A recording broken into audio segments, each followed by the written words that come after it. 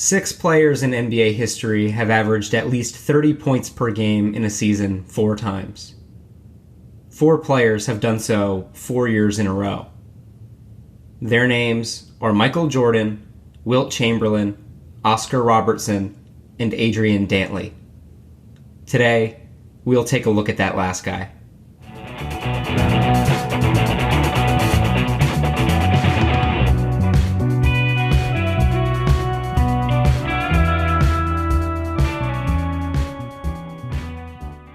I'm Connor Grohl, and this is Slept On Sports, the podcast that takes interesting, lesser-known sports stories you could say have been slept on, and brings them back into the light. This episode focuses on Adrian Dantley, the 6'5", and that's being generous, small forward, also known as the teacher, or simply AD. Dantley blended offensive production and efficiency like few players in NBA history. But for as talented a scorer Dantley was, he struggled to find team success. Dantley never won an NBA championship and frequently found himself traded. The story of Dantley and many of his teams in the 70s and 80s is a wild one, so be prepared. But Dantley was already a very accomplished player by the time he reached the NBA, so we'll start from the beginning. Adrian Dantley was born on February 28, 1955, in Washington, D.C. Dantley's parents divorced when he was 3 years old, and he was raised primarily by his mother and his aunt. The lack of a father figure made life tough for Dantley, and he learned at a young age to hide his emotions. His mom always had to ask him how he was doing, because she could never tell, and even as an NBA superstar, Dantley was never a vocal leader. He had a great work ethic, but preferred to train alone. Dantley wasn't one to wear an artificial smile. That doesn't mean he was always cold or unhappy, but it did lead to him feeling misunderstood for much of his career. Dantley attended DeMatha Catholic High School in Hyattsville, Maryland, where he played under legendary coach Morgan Wooten, who holds the distinction of being the first coach who coached exclusively at the high school level to be inducted into the Basketball Hall of Fame. Over 46 seasons at DeMatha from 1956 to 2002, Wooten compiled an overall record of 1,274 and 192, winning 5 national championships. Dantley went 57-2 during his time at DeMatha, where he also played with Kenny Carr, who would be Dantley's teammate at the Olympics and in the NBA. But Dantley's success, even at the high school level, didn't come without doubters. At 235 pounds, people thought he was too heavy to be a successful player. Even after slimming down to 225 in college and between 205 and 210 for much of his NBA career, people always said he was too short to be an inside player and too slow to be out on the perimeter. Dantley also had to wear custom inserts in his shoes to compensate for one of his legs being nearly 2 inches shorter than the other. Needless to say, there was never a lack of motivation to prove people wrong. After graduating from high school, Dantley went to Notre Dame to play for Coach Digger Phelps. As a freshman, he immediately made a huge impact, averaging 18.3 points and 9.1 rebounds per game for a 26-3 Fighting Irish team that finished 5th in the AP poll, the school's highest AP poll finish at the time. Most famously, Dantley played 32 minutes in Notre Dame's historic victory against UCLA on January 19, 1974, snapping the Bruins' 88-game win streak, which remains a men's Division I record.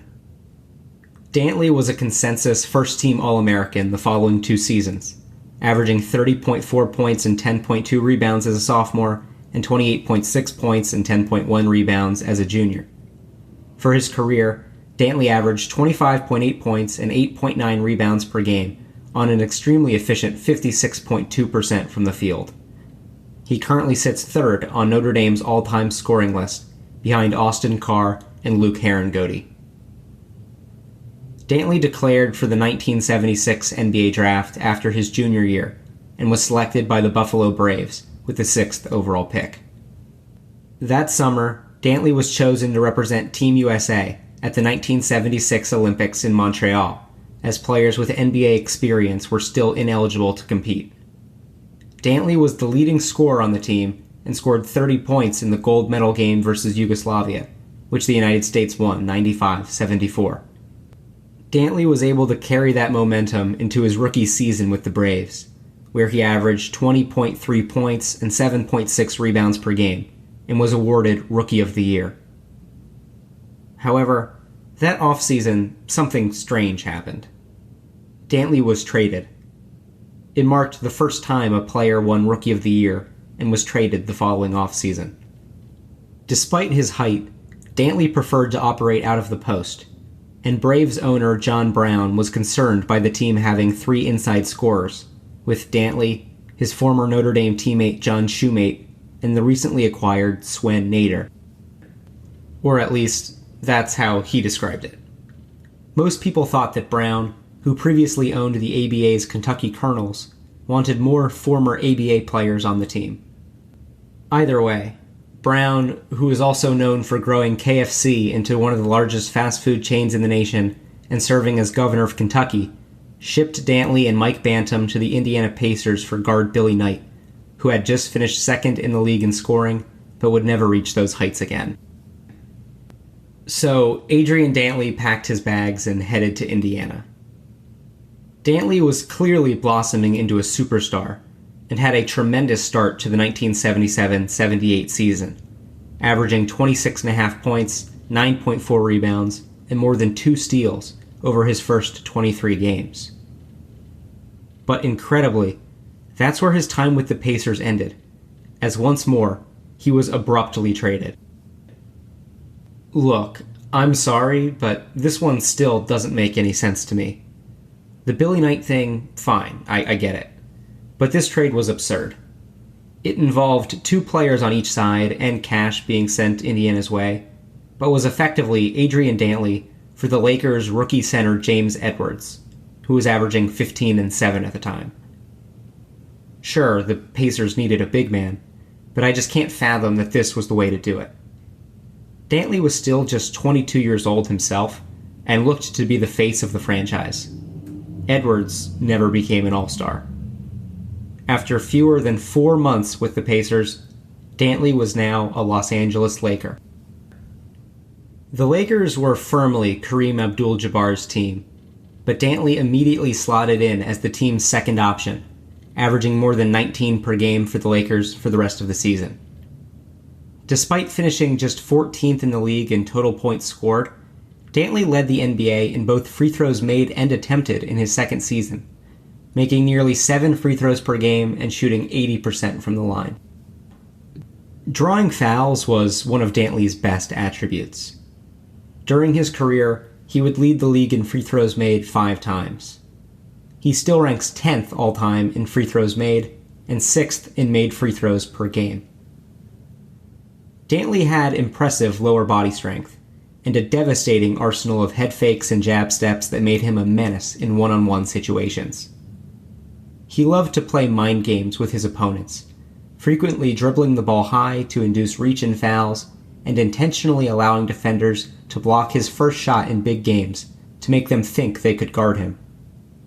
His playstyle was similar to someone like Carmelo Anthony, with the ability to draw whistles like James Harden. Adrian Dantley would spend one more season with the Lakers, but dealt with injuries and the emergence of Jamal Wilkes, who he competed with at the small forward position. He still averaged more than 17 a night, but the Lakers had to make a decision and chose Wilkes. After the season, Dantley was traded for the 3rd time in just over 2 years. This time, he was sent to the Jazz for Spencer Haywood. Things worked out well for the Lakers. They drafted Magic Johnson and proceeded to win a championship the next season, and 5 titles in 9 years overall. But Haywood struggled. The 5-time All-Star and 1970 ABA MVP developed a cocaine addiction and was merely a role player on his one season with the Lakers. In fact, Coach Paul Westhead dismissed Haywood from the team during the NBA Finals for falling asleep during practice due to his addiction. Haywood's anger at his dismissal led to him forming a plan with a Detroit gangster that would have ended with the murder of Coach Westhead. Luckily, Haywood never went through with the plan and was able to get his life back together while playing in Italy the following season. He then managed to make a comeback for 2 years with the Washington Bullets before ending his career and was inducted to the Hall of Fame in 2015. The Haywood trade meant Dantley joined the Jazz as they relocated from New Orleans to Utah. The New Orleans Jazz had not been a successful franchise. In 5 seasons, they failed to ever make the playoffs or finish with a winning record. Their franchise player during this time, Pete Maravich, was also on his way out. Struggling heavily with knee injuries, Pistol Pete would only play 17 games with Dantley in Utah before being placed on waivers and finishing his career with the Celtics. This was not a good team, but after being traded 3 times, Dantley found it difficult to trust people within the league. With the Jazz, it was clear he would be the centerpiece. The Jazz went just 24-58 under new coach Tom Nasalki in their first season in Utah, but Dantley exploded for 28 points per game on better than 57% from the field, while also leading the team in rebounds per game and steals per game. For the first time, Dantley was named an All-Star. Sadly, tragedy struck during the offseason, when Terry Furlow, the team's starting shooting guard and second leading scorer, was killed in a car crash. Furlow's passing would make things even tougher for the Jazz, who relied on players in their age 25 season or younger for nearly 76% of all minutes on the court.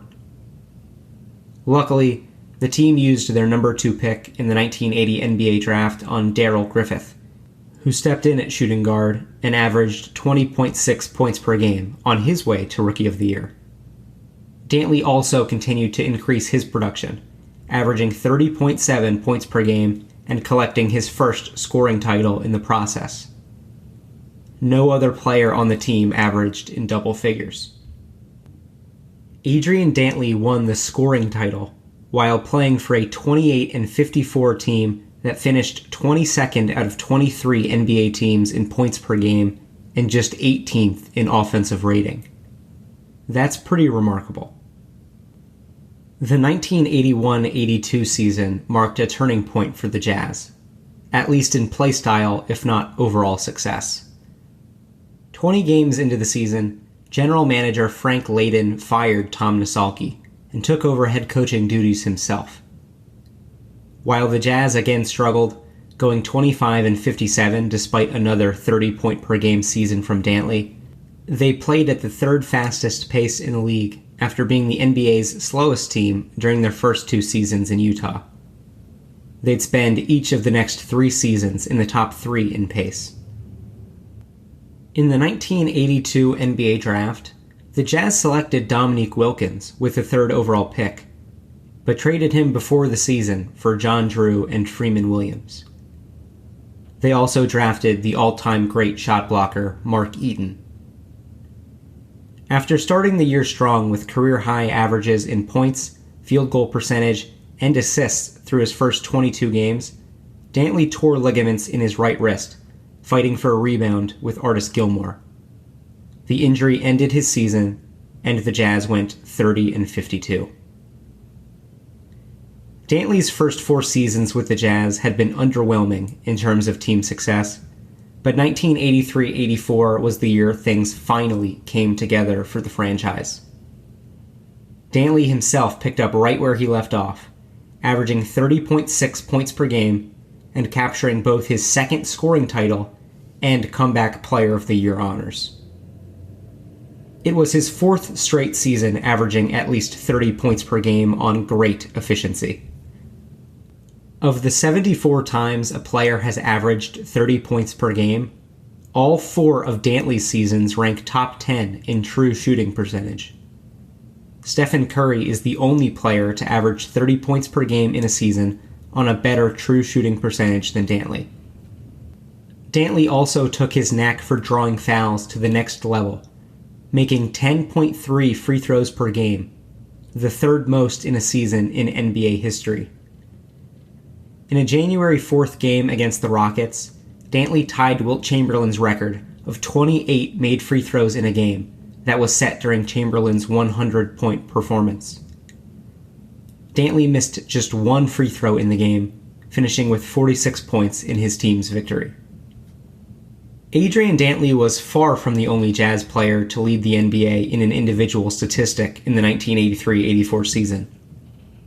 Ricky Green topped the NBA with 2.65 steals per game, and Mark Eaton's 4.28 blocks per game put him in first by a landslide.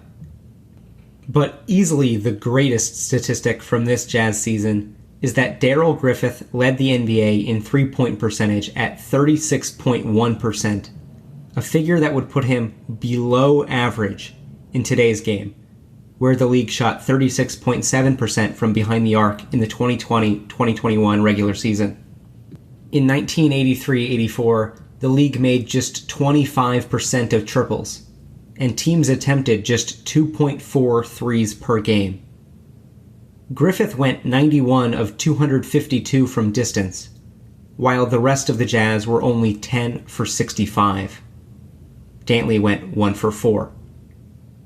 Griffith made more threes by himself than any other NBA team did, and no individual player attempted even half as many.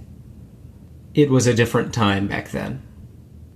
The Jazz finished 45-37, giving them their first winning season in franchise history. Incredibly, that was good enough to win the Midwest Division.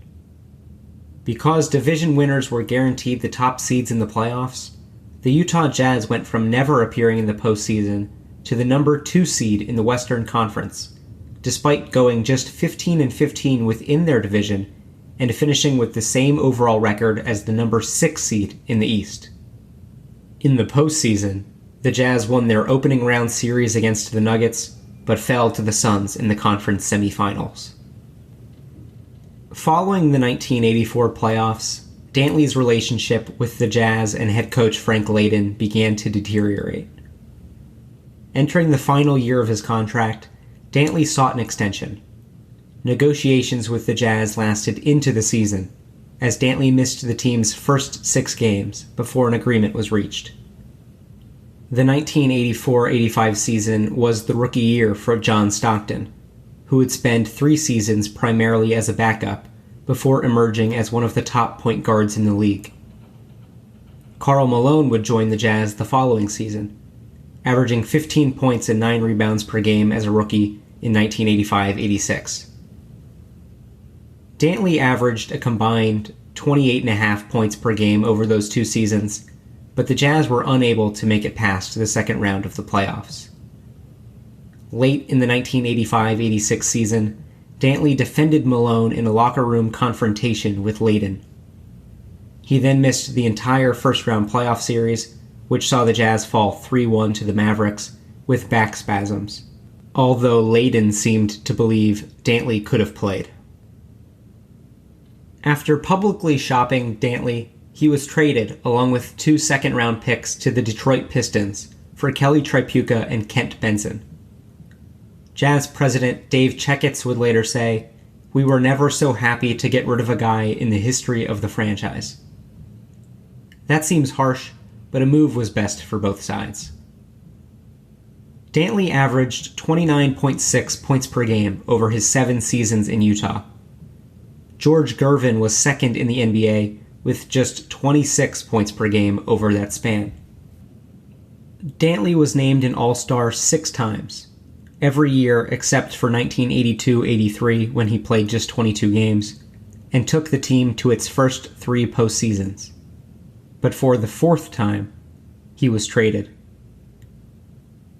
Similarly to the Jazz, the Pistons had endured a long period of losing seasons, but were a middle-of-the-road playoff team over the past 3 years. The Pistons were coached by Chuck Daly and led by Isaiah Thomas and Bill Laimbeer, with role players in Vinnie Johnson and their young guard Joe Dumars.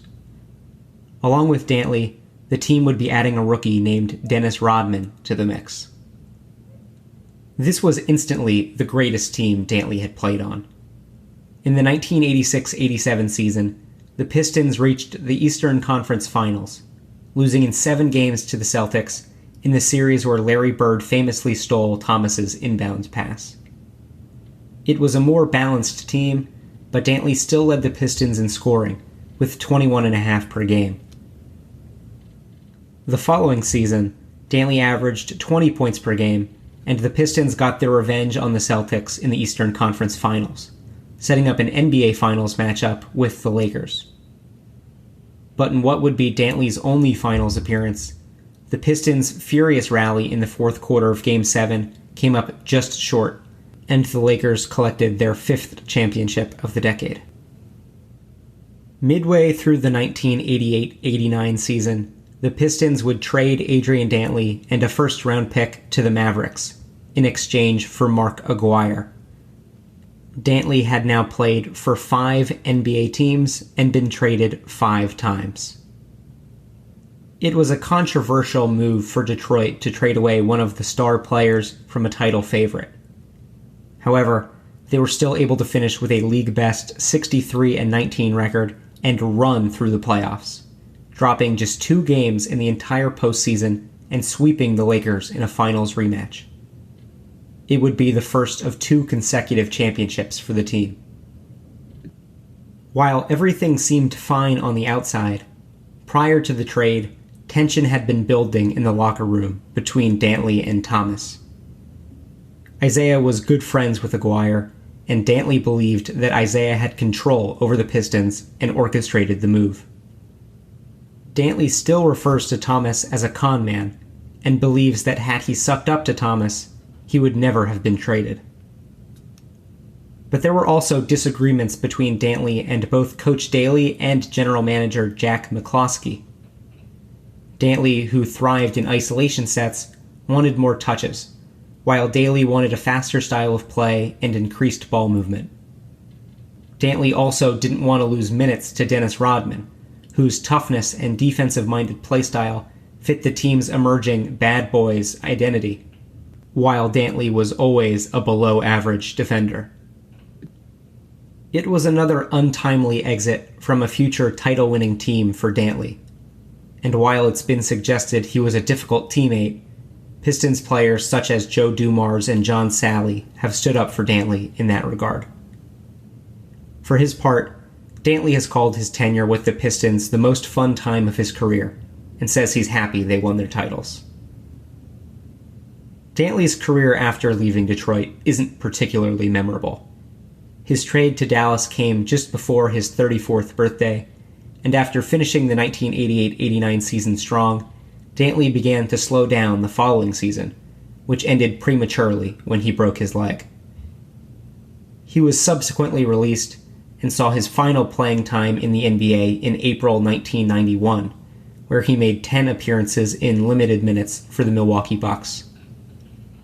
For his career, Dantley averaged 24.3 points, 5.7 rebounds, and 3 assists per game, on 54% from the field and 81.8% from the free throw line. Upon his retirement, Dantley was 9th on the NBA's all-time scoring list with 23,177 points. He currently sits 29th on that list. Following the end of his NBA career, Dantley played 1 season in Italy before becoming an assistant coach at Towson State under Terry Truax, who had been Morgan Wooten's assistant during Dantley's time at DeMatha Catholic.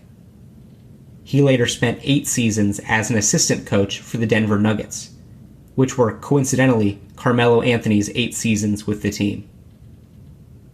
These days, Dantley is a school crossing guard in Montgomery County, Maryland. He also referees basketball games in the area. Adrian Dantley leaves behind a complicated legacy. During his peak, he was the greatest scorer in the NBA, but his style demanded lots of touches. That was fine on younger, less talented Jazz teams, but Dantley never won 50 games in a regular season until he joined the Pistons. Players of Dantley's caliber aren't often traded, but Dantley was moved 5 times. On the first 3 occasions, he was mainly a victim of circumstance. but he was clearly more responsible for being traded away from Utah and Detroit. Dantley was an Olympic gold medalist, but never an NBA champion, and remains one of the lesser discussed scoring champions in league history, particularly post-merger. He currently has the highest career true shooting percentage of any member of the 20,000 point club. Dantley was inducted into the Basketball Hall of Fame in 2008, cementing his status as an all-time great. Exactly how great is up for debate, but Dantley was a unique type of player we'll likely never see again. Regardless of where he slots onto the list of the top small forwards in league history, Adrian Dantley is a slept-on sports legend, and I hope you've enjoyed learning more about him. As always, I've been Connor Grohl. Thanks for listening, and until next time, stay sleepin'.